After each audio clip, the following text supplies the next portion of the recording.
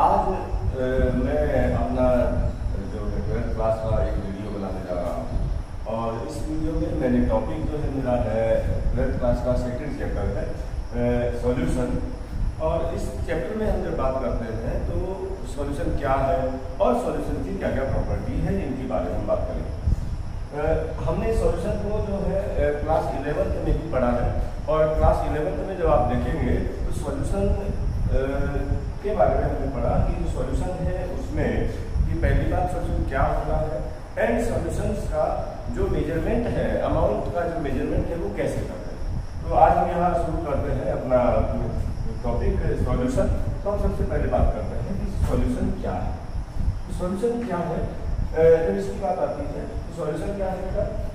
Solutions are the homogeneous mixture of two और more than to substances. जब दो या दो से ज्यादा सब्सटेंसेस होंगे उनका जो होमोजेनियस मिक्सचर होगा उसको हम कहेंगे सॉल्यूशन। सॉल्यूशन क्या है? होमोजेनियस मिक्सचर ऑफ टू और मोर सब्सटेंसेस। जो दो या दो से ज्यादा जो सब्सटेंसेस हैं उनका जो होमोजेनियस मिक्सचर है उसको हम सॉल्यूशन कहते हैं। होमोजेनियस मिक्सचर का मीनिंग क्या है? हम सबसे पहले बात करते हैं होमोजेनियस मिक्सचर। हम होमोजेनियसिटी 9th क्लास से पढ़ते आ रहे हैं। 9th क्लास में भी हमको पढ़ने को मिला कि टाइप ऑफ द मिक्सचर है। 11th क्लास में हमने पढ़ा टाइप ऑफ द सॉल्यूशन है। तो जब हम बात करते हैं होमोजेनियस मिक्सचर में तो होमोजेनियस मिक्सचर क्या है? तो ऐसे मिक्सचर जिनमें कंपोजिशन ऑफ कंस्टिट्यूएंट पार्टिकल्स, जो कंस्टिट्यूएंट पार्टिकल्स हैं उनकी जो कंपोजिशन है वो through the mixture constant रहती है। Homogeneous mixture are the mixture in which composition of the constituent particle through the mixture remain constant. And heterogeneous mixture क्या होंगे? तो जो मिक्सचर की दूसरे टाइप की बात करते हैं that is known as heterogeneous mixture. Heterogeneous mixture का मतलब क्या हो गया कि ऐसे मिक्सचर जिनमें कंपोजिशन जो है डज नॉट रिमेन कांस्टेंट। यहाँ कंपोजिशन क्या हो गया? कंपोजिशन जो है वो क्या होगा? Does not remain constant means through out the mixture. जो पूरा मिक्सचर जो हमारा है उस कंप्लीट मिक्सचर में कंपोजिशन क्या रहती है? कांस्टेंट नहीं रहती है। तो ऐसे जो मिक्सचर है उनको हमने कहा बेटा क्या? That is heterogeneous mixture. अब बात यहाँ आती है कि होमोजेनियस मिक्सचर जो है उनमें क्या डिफरेंस है। तो हम एक बात करते हैं, हमने कहा कि हम दो सॉल्यूशन की बात करते हैं। एक सॉल्यूशन हमने लिया सॉल्यूशन ऑफ दी शुगर या सॉल्ट इन वाटर। हमने यहाँ क्या किया? हमने वाटर एक कंटेनर में ले लिया है, एक बीकर में ले लिया है और जो है हमने इस बीकर में वाटर को डिजोल्व किया। वाटर को डिजोल्व करने पर हम क्या देख रहे हैं कि जो वाटर है उसमें शुगर के पार्टिकल्स क्या करने लगते हैं? डिजोल्व होने लगते हैं और कुछ देर में जो पार्टिकल्स ऑफ शुगर है वो क्या हो जाते हैं? डिसएपियर हो जाते हैं। हमने क्या देखा कि हमने जो इस शुगर को हमने पानी में क्या किया? डिजोल्व किया, एक्सपेयर किया और एक्सपेयर करने के बाद हमने देखा कि जो शुगर के पार्टिकल्स हैं वो पानी में क्या हो गए? डिसएपियर हो गए, वाटर में डिसएपियर हो गए। दूसरा हमने एक मिक्सचर और लिया। इस मिक्सचर में हमने क्या किया? वाटर ले लिया और वाटर में क्या ऐड कर दिया? हमने सैंड ऐड कर दिया। तो हमने पहले ऐड किया था शुगर और दूसरे में हमने क्या ऐड कर दिया? सैंड। तो शुगर सॉल्यूशन जो है इसमें क्या है कि हमको कोई पार्टिकल नजर नहीं आ रहा है और यहाँ सारे पार्टिकल्स क्या हो गए? डिसएपियर हो गए। जब हम सैंड की बात करते हैं यहाँ क्या देख रहे हैं कि जो पार्टिकल्स हैं हमारे सॉल्यूशन में, वो सॉल्यूशन में जो पार्टिकल है जो ही हमने इसको एक्सपेयर किया तो हम क्या देख रहे हैं कि कुछ पार्टिकल्स जो है यहाँ नीचे बैठ जा रहे हैं। यहाँ जो पार्टिकल्स है उनका जो संख्या है वो क्या है? वो कम नजर आ रहा है। यहाँ बहुत हल्का सॉल्यूशन लग रहा है, यहाँ सॉल्यूशन थोड़ा डेंस लग रहा है। इसका मतलब क्या है कि जो कंपोजिशन है सॉल्यूशन में वो through the mixture same नहीं है और सेम नहीं होने की वजह से क्या हो गया? इसको हमने कह दिया हेटेरोजेनियस और इसको हमने कह दिया क्या? Homogeneous mixture. तो होमोजीनियस मिक्सचर जो है they are also known as solution. Homogeneous mixture को क्या कहते हैं हम? सॉल्यूशन भी कहते हैं। तो होमोजीनियस मिक्सचर ऑफ टू और more than two compound mean two और मोर देन टू कंपोनेंट। हम कंपोनेंट की बात करते हैं तो दो से ज्यादा भी हो सकते हैं। यानी solution of sugar, salt and water, it is also a homogeneous mixture. It is more than two component may be there. तो जब हमने बात की होमोजेनियस मिक्सचर की, अब हम यहाँ कहते हैं कि क्या इनको भी हम क्लासिफाई कर सकते हैं। यदि हम किसी सॉल्यूशन में करें इफ कंपोनेंट आर टू, यदि हमारे पास केवल टू कंपोनेंट है, यदि दो कंपोनेंट है ओनली, तो हम कहेंगे दिस इज बाइनरी सॉल्यूशन। और यदि हमारे पास मोर देन टू कंपोनेंट है, three component is there, then this is ternary solution, four component है क्वाटरनरी सॉल्यूशन एंड सो। जब हम टू कंपोनेंट सॉल्यूशन की बात करते हैं, means when we talk about the binary solution, then there are two component and one component is solvent and other component is solute. Solvent and solute. अब हम यहाँ आते हैं कि सॉल्वेंट और सॉल्यूट क्या है। तो जनरली जब हम वाटर में शुगर को डिजोल्व किए तो हम क्या करते हैं, amount of water will be higher and sugar amount of sugar is less because sugar occupy the spaces present between the water molecules. तो हमने कहा कि जो सॉल्यूशन है उस सॉल्यूशन में दो कंपोनेंट है, one component is solvent, other component is solute. हम यहाँ क्या कह रहे हैं कि सॉल्वेंट ऐसा पार्टिकल है जो ज्यादा अमाउंट में होता है, यानी कि ये क्या होता है, प्रेजेंट इन मोर अमाउंट, ये ज्यादा अमाउंट में होता है जनरली। और सॉल्यूट क्या होता है, इन लेसर अमाउंट, ये हमारा क्या होता है, लेसर अमाउंट में होता है। या हम ऐसा कह सकते हैं कि सब्सटेंस विच डिसॉल्व अदर, जो दूसरे को क्या करता है, अपने आप में डिसॉल्व करता है, एंड सब्सटेंस विच डिसॉल्व्स, जो डिसॉल्व होता है। यानी कि जब हम कहते हैं तो सॉल्यूशन क्या है, एक मिक्सचर है जिसमें एक सब्सटेंस दूसरे सब्सटेंस को क्या करता है, डिसॉल्व कर लेता है, घोल लेता है। तो solvent is the particle is the component which is present in higher amount and solute is the constituent particle which is present in lesser amount. So there are two components in solution, one is solvent and other one is solute. अब हम यह बात आते हैं कि what are the types of the solution. जो solution है उसके types कौन-कौन से होंगे, अब इसको क्लासिफाई कैसे करेंगे। तो हमने कहा कि जो सॉल्वेंट है और सॉल्यूट है, सॉल्वेंट और सॉल्यूट आर टू कंपोनेंट, वो दो कंपोनेंट कोई भी हो सकते हैं। अगर कोई भी दो कंपोनेंट हो सकते हैं तो हमने यहाँ क्या कह सकते हैं कि सॉल्यूट और सॉल्वेंट का जो स्टेट है, इट मींस फिजिकल स्टेट। तो हमने यहाँ क्लासिफिकेशन की बात करेंगे, तो क्लासिफिकेशन ऑफ सॉल्यूशन कैसे करेंगे। एक हमने बात की बाइनरी, ट्राइनरी और quaternary solution, and second classification हम करते हैं solution on the basis of state of solvent and solute both.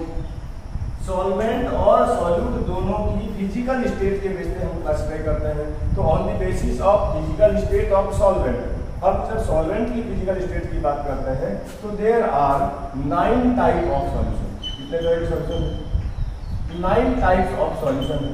अब सॉल्यूशन 9 टाइप में कौन से होंगे, and there are mainly 3 type of solution on the basis of the state of solvent. तो हमने बात की यहाँ पहले, यदि हम कहेंगे क्या टाइप ऑफ सॉल्यूशन, हमने यहाँ कहा state of solvent, state of solute, state of solvent की हमने बात की, स्टेट ऑफ सॉल्यूट की हम बात करेंगे, और हम बात करेंगे यहाँ एग्जांपल्स ऑफ द सॉल्यूशन। जो पहले हम बात करते हैं कि जो टाइप ऑफ सॉल्यूशन है उनमें हम कहेंगे पहला that is gaseous solution on the basis of state of solvent. Solvent की स्टेट क्या रहेगी, इसमें गैस है, यानी कि सॉल्वेंट या जो है वो गैस है। अब सॉल्यूट क्या क्या हो सकते हैं, सॉल्यूट में भी गैस, में भी सॉलिड और में भी लिक्विड। तो यहाँ हो सकता है सॉल्यूट ये भी गैस है, तो हम कहेंगे कि solution of a gas in gas. Solvent solute में भी लिक्विड एंड सॉल्यूट में भी सॉलिड, यानी कि हम तीन तरह के गैसीय सॉल्यूशन की बात कर रहे हैं। गैसीय solutions are of three type. कौन कौन से होंगे गैसीय सॉल्यूशन में, एक गैसीय सॉल्यूशन में solution of gas in gas, solution of liquid in gas, solution of solid in gas. दूसरा जो सॉल्यूशन हमारा होगा उसकी जो हम बात कर रहे हैं तो हम क्या कहते हैं कि जो सॉल्यूशन हमारे कैसे हैं, that is liquid solution. Liquid solution मतलब क्या हो गया कि जो सॉल्वेंट है वो क्या है, लिक्विड है, एंड सॉल्यूट जो है it may be gas, it may be liquid और it may be solid. Solute जो है वो क्या हो सकता है, गैस, लिक्विड और सॉलिड हो सकता है। और इस तरह से जो थर्ड टाइप हमारा हो गया दैट इज सॉलिड सॉल्यूशन, यानी कि सॉल्वेंट जो हमारा है दैट इज सॉलिड। सॉल्वेंट कैसा है, सॉलिड है, और सॉल्वेंट जो सॉलिड होगा तो सॉल्यूट में भी गैस, में भी लिक्विड और में भी सॉलिड। सॉल्यूट जो है वो सॉलिड, लिक्विड, गैस होता है। यानी कि हम बात करते हैं तो three type of solutions are further classified into three type, यानी कि तीन तरह के सॉल्यूशंस को हम फर्दर तीन तरह में क्लासिफाई करते हैं। तो there are total 9 type of the solution. यहाँ कितने तरह के सॉल्यूशन है, total there are 9 type of solution. अब हम एग्जांपल्स की बात करते हैं। यदि solution of a gas in gas, यदि हम गैस का सॉल्यूशन गैस में बात करते हैं तो हम इसको क्या कहते हैं कि जब कोई भी गैस लिखा है तो हम क्या कहते हैं, मिक्सचर ऑफ गैसेस। जो मिक्सचर ऑफ गैसेज है it is a homogeneous solution.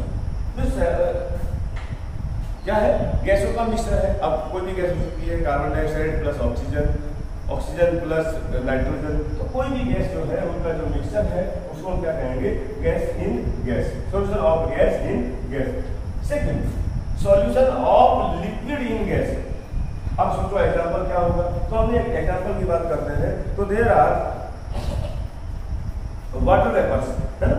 जो हमारे वाटर वेपर्स हैं वो कहाँ है, they are present in air. तो हम यहाँ कह सकते हैं कि जो वाटर वेपर्स हैं, वाटर वेपर्स क्या हो गए, लिक्विड हो गया, और यानी कि जो वाटर ड्रॉपलेट्स हैं आर सॉल्युबल इन गैसेज, तो इन एयर हम कह सकते हैं, यानी कि जो वाटर ड्रॉप्स हैं वो कहाँ है, एयर में प्रेजेंट है। तीसरा हम बात करते हैं solution of solid in gas. तो सॉलिड में अब क्या कहते हैं, देखो जैसे नैप्थलीन है, कैम्फर है, they convert directly from solid to gas. तो हम क्या कह सकते हैं यहाँ कि जो मिक्सचर ऑफ कैम्फर है, कैम्फर इन एयर, तो एयर में कैम्फर हो सकता है, गैस में हो सकता है, या कोई भी हम पर्टिकुलर गैस कहें तो हम क्या कह सकते हैं कि जैसे कैम्फर इन नाइट्रोजन गैस। तो these are the three classes, three types of the gaseous solution. Second one is liquid solution, this is a common type of solution. Liquid solution में जब बात करते हैं तो solution of gas in liquid. हम लोग देखते हैं कि जब कोल्ड ड्रिंक पीते हैं तो हम देखते हैं कि बहुत सारी गैस निकलती है। तो कोल्ड ड्रिंक क्या है, it is a solution of carbon dioxide in water, means carbon dioxide in water हो सकता है। जब हम बात करते हैं लिक्विड इन लिक्विड, तो लिक्विड में देखो एल्कोहल इन वाटर हो सकता है, वाइनेगार इन वाटर हो सकता है, और सॉलिड इन लिक्विड जो कॉमन एग्जांपल्स हैं sugar and salt in water, sugar in water, तो शुगर सॉल्यूशन भी हम कह सकते हैं। थर्ड वन हमारा जो है दैट इज सॉलिड सॉल्यूशन। अब हम यहाँ देखो तीन तरह के यहाँ भी होंगे सॉलिड सॉल्यूशन में, कौन कौन से होंगे, यानी solution of gas in solid. जो सॉलिड है उसमें गैस का सॉल्यूशन है। अब देखो बेटा गैस में क्या होता है कि जो हाइड्रोजन है वो बहुत छोटी स्पीशीज है, बहुत छोटी गैस है। ये क्या करता है, बहुत सारे जो मेटल्स हैं उन मेटल्स के जो पैकिंग होती है तो हाइड्रोजन गैस क्या होता है उसमें पेनिट्रेट कर जाती है। तो हम क्या कर सकते हैं, एग्जाम्पल में कहते हैं हाइड्रोजन इन पैलेडियम, पैलेडियम में हाइड्रोजन का मिक्सचर है। दूसरा हम कहते हैं लिक्विड इन सॉलिड, क्या मतलब क्या हो जाएगा कि कोई भी लिक्विड का सॉलिड में बना है तो जो हमारा है दैट इज मर्क्यूरी बेटा, मर्क्यूरी से जो मेटल्स के साथ हम अलग बनाते हैं उसको हम कहते हैं अमालगम। तो सोडियम अमालगम NaH, सोडियम अमालगम, मैग्नीशियम अमालगम, हम कोई भी अमालगम की बात करते हैं तो वो क्या है, लिक्विड इन सॉलिड। और सॉलिड में एग्जांपल जो है बेटा सारे एलॉयज, जितने भी एलॉय हैं these are the homogeneous mixture of 2 और मोर देन 2 सॉलिड्स। तो हमने यहाँ बात की बेटा 9 type of solutions are there. इन 9 टाइप के सॉल्यूशन को हम क्लासिफाई करते हैं 3 टाइप में on the basis of the state of solvent and further they are classified in 3 types on the basis of state of the solvent. तो ये तो हमने बात की बेटा कि जो हमारे सॉल्यूशंस हैं वो क्या है और सॉल्यूशंस का जो क्लासिफिकेशन है वो हम कैसे करते हैं। आगे इसमें बढ़ते हैं तो बेटा हमको बात कर रहे हैं हम इसमें कि how the amount of substance in a particular solvent या how the amount of solute in a particular solvent can be measured. हम कैसे मेजर करते हैं, हम कैसे कहेंगे कितना अमाउंट डिजॉल्व है, कितना अमाउंट प्रेजेंट है, तो उस सब की बात करते हैं। तो हमारा नेक्स्ट टर्म है that is concentration of the solution.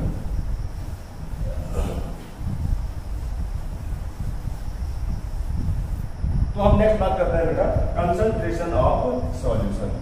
तो मैं यहां शुरू करता हूं कंसंट्रेशन ऑफ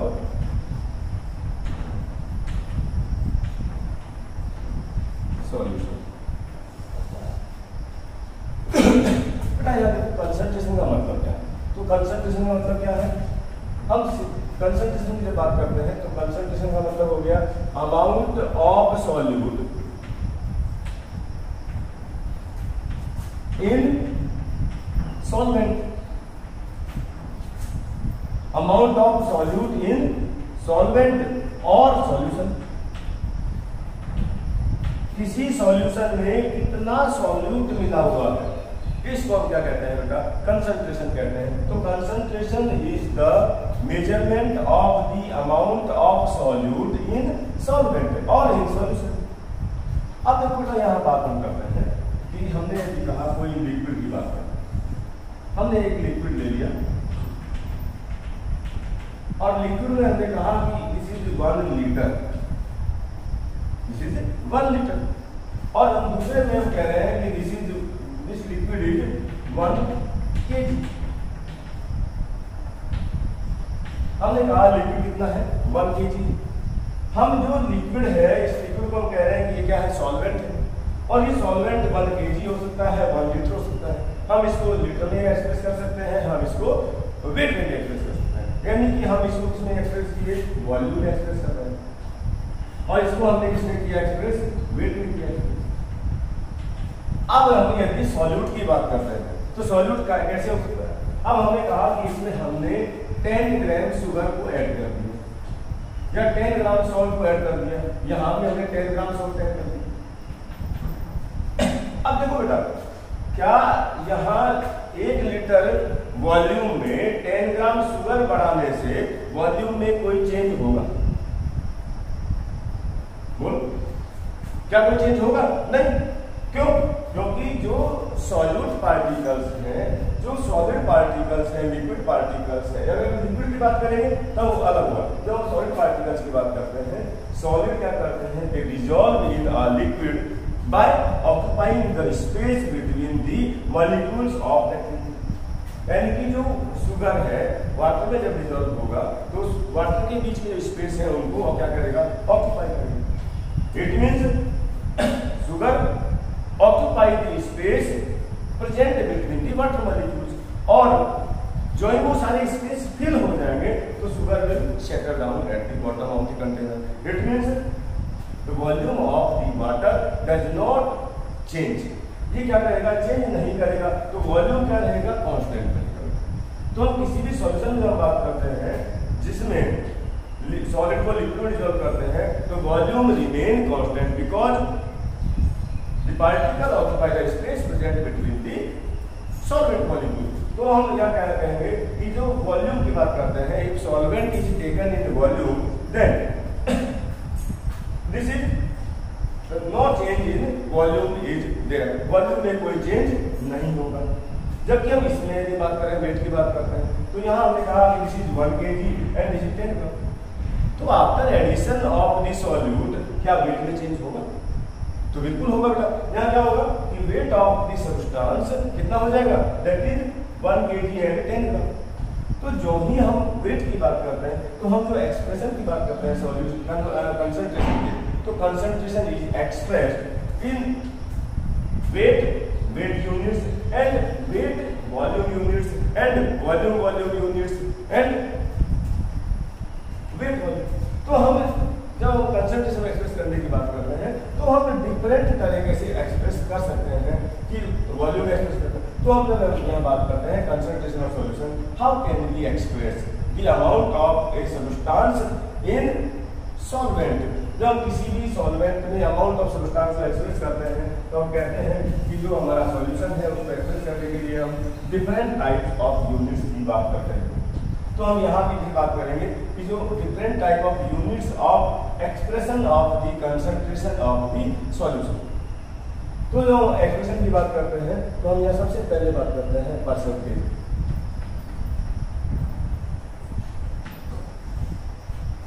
परसेंटेज का मतलब मेरा समझ में आ रहा है कि expression of the concentration of solution in terms of the part per 100। हमने किसके फॉर्म में एक्सप्रेस किया, in terms of part per 100, यानी कि 100 में कितने पार्ट, यानी कि हम यदि सपोज करते हैं कि यदि 100 ग्राम वाटर है तो 100 ग्राम वाटर में कितना ग्राम या कितना वॉल्यूम कोई सॉल्यूट मिला हुआ है। How much amount of solute present in 100 gram of the water, how much amount of solute present in 100 ml of water, है ना। तो हम क्या कह सकते हैं कि या तो वेट में कर सकते हैं या वॉल्यूम में कर सकते हैं। तो हमने कहा कि परसेंटेज हम कैसे निकालते हैं, परसेंटेज मींस पार्ट पर 100। अब हम इसको कैसे कैलकुलेट करते हैं, तो हम यहाँ क्या कहते हैं कि परसेंटेज जो है या पार्ट पर 100 क्या होगा, that is equal to amount of substance.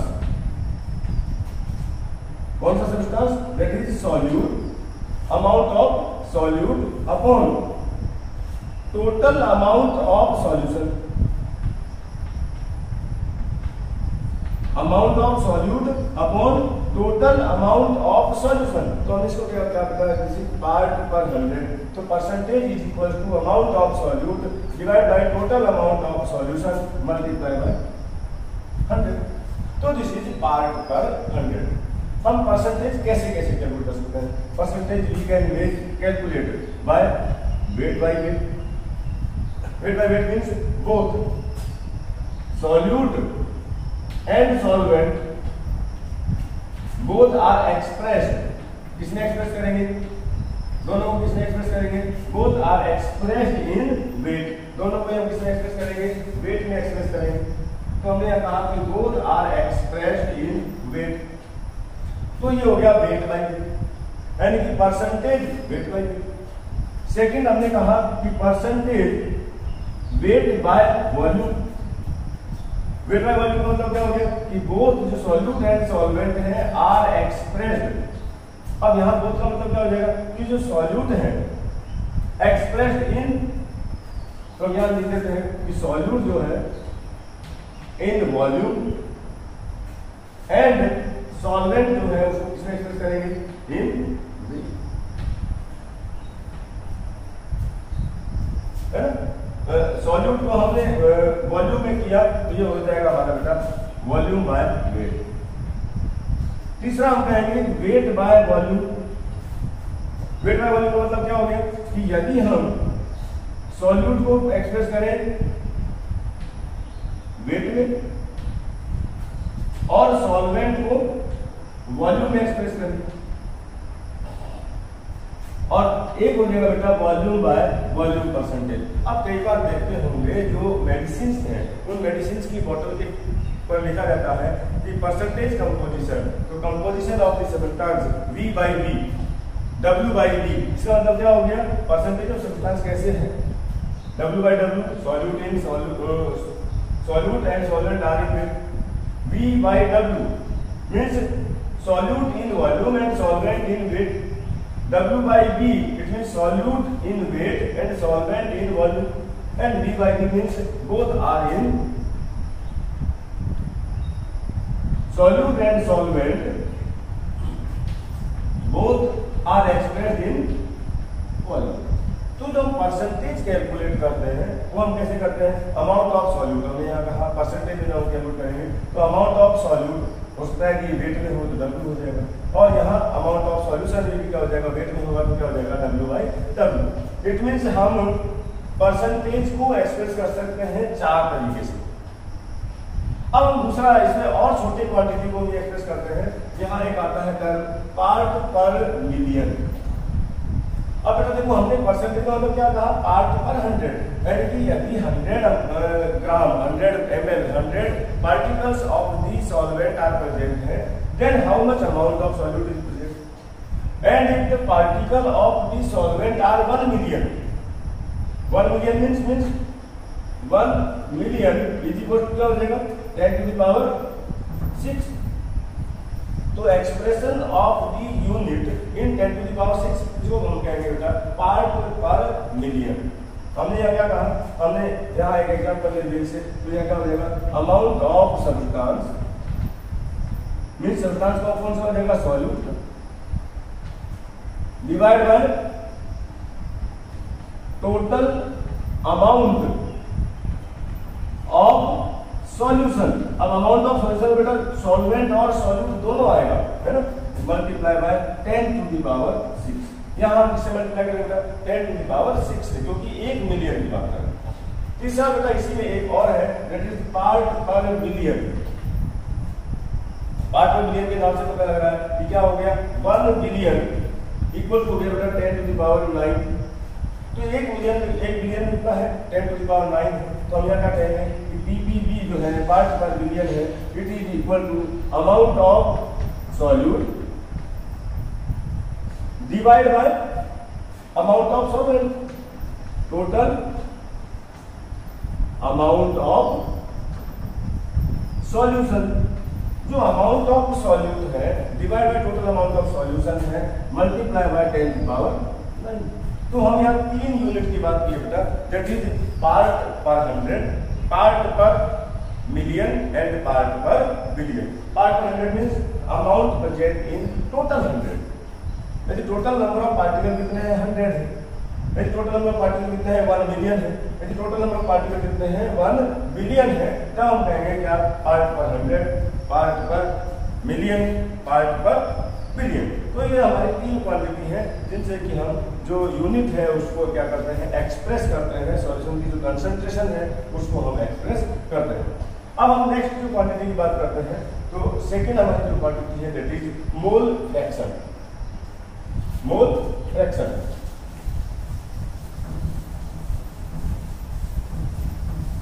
अब देखो बेटा मोल फ्रैक्शन का मतलब क्या हो गया, अब आपने पढ़ा है कि मोल क्या होता है, तो हम यहां एक्सप्रेस करते हैं इन मोल फ्रैक्शन में।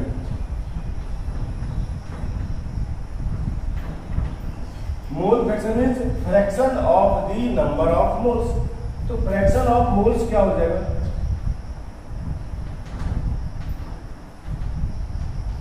Fraction of moles. इसका मतलब क्या हो गया कि किसी भी सॉल्यूशन में सॉल्वेंट या सॉल्यूट के मोल्स का रेशियो क्या है with total number of the solution. तो it is the ratio of the number of moles of the solute and solvent with respect to total number of mole of solution. यहाँ क्या इसको define करते हैं तो क्या हो जाएगा, it is the ratio of number of moles of solute and solvent. Solute और सॉल्वेंट का क्या हो जाएगा रेशियो ऑफ रेस्पेक्ट टू, किससे ratio, with respect to total number of moles. जो टोटल नंबर ऑफ मोल्स है ऑफ द सॉल्यूशन, उनसे उनका रेशियो क्या होगा, तो total number of moles of the solution. तो बेटा हमने देखो यहाँ क्या करना है कि हमको सबसे पहले क्या निकालना है, मोल निकालना।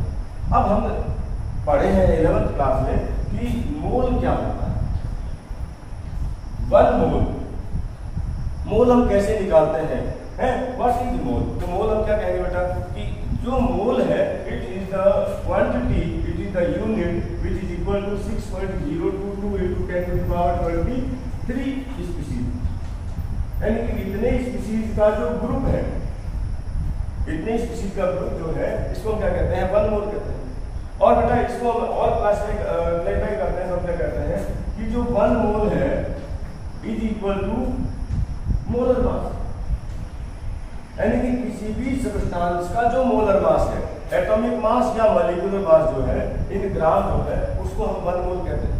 हम वन मोल कैसे निकालते हैं, तो हम यहाँ बेटा बात करते हैं कि नंबर ऑफ मोल्स निकालने के लिए, तो नंबर ऑफ मोल्स किसी भी सॉल्यूट या सॉल्वेंट का हमको कैलकुलेट करना है, तो हम क्या करेंगे बेटा, weight of the substance, weight of the substance means weight of the solution और या सॉल्यूट और सॉल्वेंट। तो हमने यहाँ कहा बेटा कि वेट ऑफ द सॉल्यूट और सॉल्वेंट, तो हम यहाँ सीधा कह सकते हैं वेट ऑफ द सब्सटेंस। हमने यहाँ कह दिया क्या, वेट ऑफ द सब्सटेंस, किसी भी सब्सटेंस का हम निकाल सकते हैं नंबर ऑफ मोल। तो क्या हो जाएगा, weight of substance divide by the molar mass of that substance. क्या हो जाएगा, मोलर मास ऑफ सब्सटेंस। तो सब्सटेंस का जो वेट है उस वेट को हम डिवाइड करते हैं मोलर मास में। तो जो मोलर मास है वो क्या हो जाएगा, mass of one mole of the particles, mass of one mole of the substance is known as molar mass. अब हमको बेटा एक क्वेश्चन जैसे दे दिया जाए, हमसे कहा जाए कि एक सॉल्यूशन है, सॉल्यूशन किसका बना हुआ है, एक सॉल्यूशन है जिसमें हम किसका बनाया है, solution of NaCl, solution of NaCl है इन वाटर, वाटर में NaCl का सॉल्यूशन है। और हमने यहाँ क्या कहा कि NaCl इज डिजॉल्व, कितना डिजॉल्व किया, 58.5 gram, means 58.5 gram NaCl is dissolve in water. और वाटर कितना दिया बेटा, दिस इज टेकन 90 ग्राम। अब हम यहाँ क्या कहें कि how can we calculate the mole fraction of the solute and solvent in water. तो हम बेटा इसको एक्सप्रेस करते हैं, मोल फ्रैक्शन को एक्सप्रेस करने के लिए जो यूनिट है दैट इज नोन एज चाई। इसको हम क्या बोलते हैं बेटा, चाई बोलते हैं। तो जो चाई है उस चाई को हम एक्सप्रेस करते हैं कैसे, तो हम यहाँ पहले बात करते हैं मोल फ्रैक्शन ऑफ द सॉल्यूट और उसके बाद हम बात करेंगे मोल फ्रैक्शन ऑफ द सॉल्वेंट। तो हमने यहाँ कहा बेटा कि मोल फ्रैक्शन ऑफ सॉल्यूट, सॉल्यूट का मोल फ्रैक्शन हमने कहा क्या कि चाई सॉल्यूट कह दी हमने, और ये जो हमारा है दैट इज इक्वल टू, यहाँ क्या हो जाएगा, वेट ऑफ, ये क्या हो जाएगा हमारा, number of moles of solute. हमने इसको बेटा कह दिया Na, हमने कह दिया number of moles of solute को हमने क्या कह दिया Na, और divide by total number of moles of solvent. और हम इसको बेटा क्या कहेंगे कि Na और Nb, Nb is the number of mole of the solvent. हमने कहा था कि जो मोल फ्रैक्शन ऑफ सॉल्यूट है it is equal to number of mole of solute divide by total number of mole of solvent. अब हम इस question में आते हैं, यहाँ देखो NaCl का वेट कितना है, 58.5 ग्राम, वाटर का वेट है 90 ग्राम। जो मोलर मास है NaCl का, अब हम मोलर मास की बात करते हैं तो मोलर मास जो है NaCl का है वो 58.5 ग्राम ही है, और मोलर मास ऑफ वाटर कितना है बेटा, 18 ग्राम। हम कैसे कैलकुलेट करेंगे? तो यहाँ कहेंगे क्या कि number of mole of N solute का नंबर ऑफ मोल कैसे निकालेंगे? Means Na is equal to क्या हो जाएगा बेटा? Weight of solute divide by molar mass. और इसी तरह से बेटा Nb होगा, और Nb क्या हो जाएगा? That is wait of solute, wait of solvent divide by molar mass. अब देखो बेटा इसका हम यहां से कैलकुलेट करते हैं तो क्या हो जाएगा? Na means weight of solute कितना है? Is equal to 58.5 gram. And weight of solvent कितना है बेटा? Sorry molar mass of solute कितना है? That is also 58.5 gram. अब हम इसको कैलकुलेट करते हैं तो क्या हो जाएगा? 1 मोल हो जाएगा। यानी कि यहाँ NaCl का 1 मोल प्रेजेंट है। दूसरा यदि हम N की बात करते हैं बेटा, ये हमको दिया है 90 ग्राम एंड मोलर मास जो है वाटर का कितना होता है? 18 ग्राम। हम इसको कैलकुलेट करते हैं बेटा, कितना आ जाएगा? ये N इक्वल टू ये हो जाएगा 5 मोल। हमने क्या कर लिया? Number of moles of solute and number of moles of solvent निकाला। अब हमको पता है कि मोल फ्रैक्शन ऑफ सॉल्यूट क्या होता है? Number of mole of solute divide by total number of mole of solvent.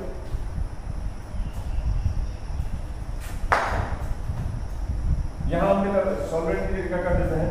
Solution कर देते हैं। दूसरा हमने जब बात करेंगे बेटा number of mole fraction of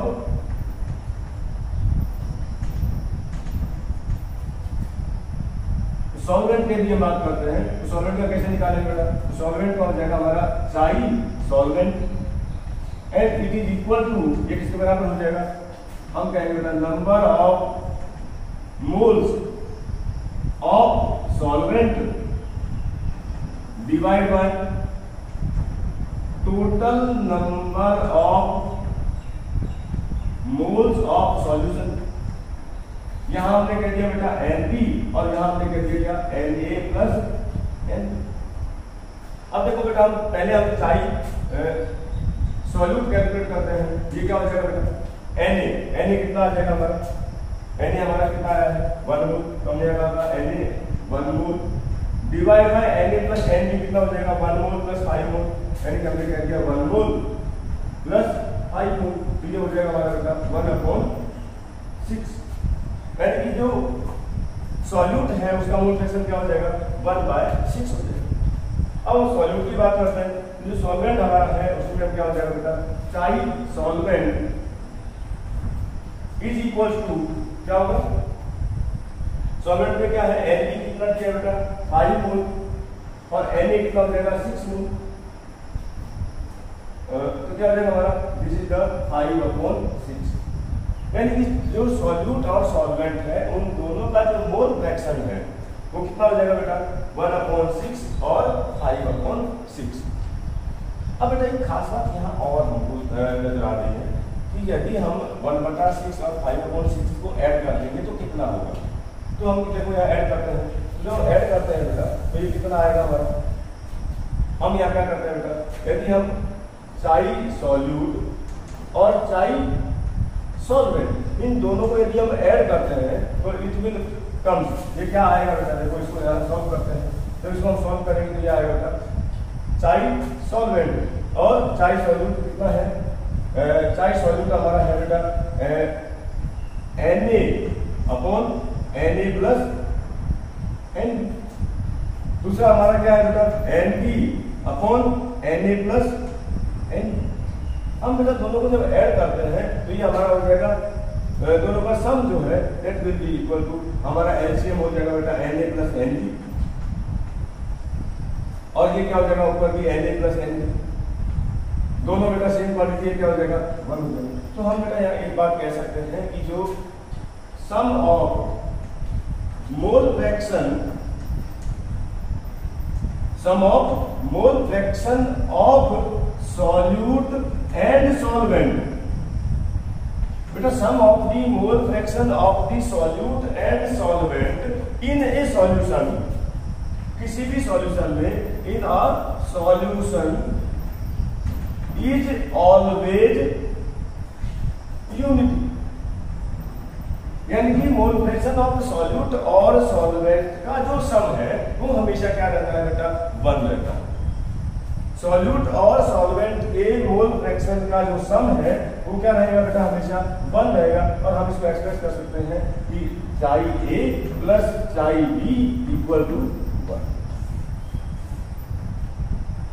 मतलब हम यहाँ से बेटा मोल फ्रैक्शन को हम कैलकुलेट कर सकते हैं, मोल फ्रैक्शन की हम बात कर सकते हैं। तो सिमिलरली हम यहाँ देखेंगे तो मोल फ्रैक्शन ऑफ दी वाटर है वो क्या है, 5/6 है, and mole fraction of the NaCl है 1/6 है। तो दोनों का जो सम है that is 1/6 plus 5/6 equal to 6/6 equal to 1 हो। इसका मतलब मोल फ्रैक्शन किसी भी सॉल्यूशन में क्या हमेशा रहेगा, 1 रहेगा। Means mole fraction of solute and solvent का जो सम है ऑलवेज इक्वल टू 1।